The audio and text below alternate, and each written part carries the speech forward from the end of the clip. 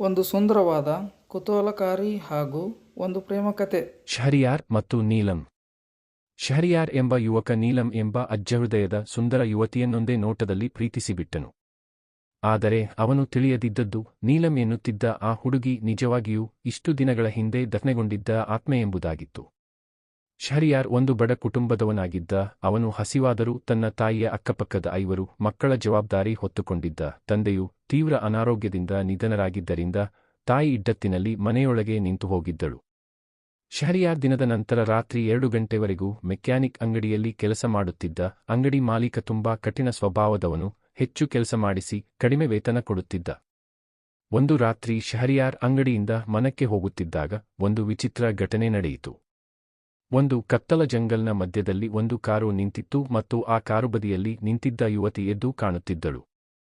ಆಕೆಯ ಹೆಸರೇ ನೀಲಂ. ಶಹರಿಯಾರ್ ಕಾರು ಸರಿಪಡಿಸಿ ಸಹಾಯ ಮಾಡಿದ.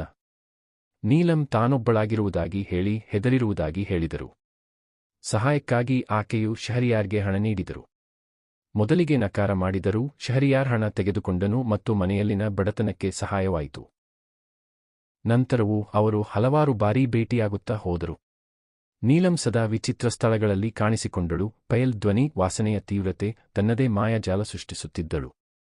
ಒಂದು ದಿನ ಆಕೆ ಶಹರಿಯಾರ್ ಅನ್ನು ತನ್ನ ಮನೆಗೆ ಕರೆದುಕೊಂಡು ಹೋದಳು. ಆದರೆ ಅದು ಒಂದು ಹಾಳಾದ, ಧ್ವಂಸಗೊಂಡ ಖಂಡಹಾರವಾಗಿತ್ತು, ಜಂಗಲ್ನ ಮಧ್ಯದಲ್ಲಿ.